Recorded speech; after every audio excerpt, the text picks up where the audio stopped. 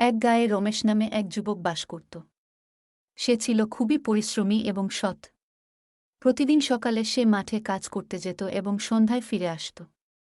একদিন রমেশ তার জমিতে কাজ করার সময় একটি পুরনো মাটির পাত্র খুঁজে পায়। পাত্রের ভেতর সোনার মুদ্রা ভর্তি ছিল।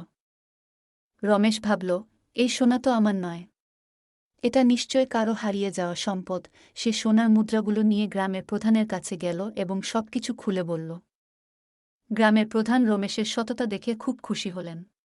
প্রধান বললেন, রমেশ, তুমি খুবই সৎ। এই সোনার মুদ্রাগুলো তুমি পেয়েছ, তাই এগুলো তোমারই প্রাপ্য।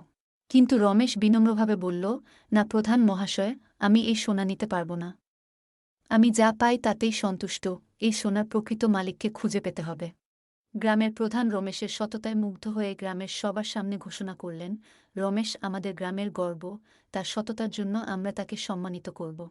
রমেশের সততার জন্য তাকে সবার কাছে শ্রদ্ধেয় ব্যক্তি হিসেবে গণ্য করা হল। এরপর থেকে গ্রামে সৎ ও ন্যায়পরায়ণতার গুরুত্ব আরও বেড়ে গেল।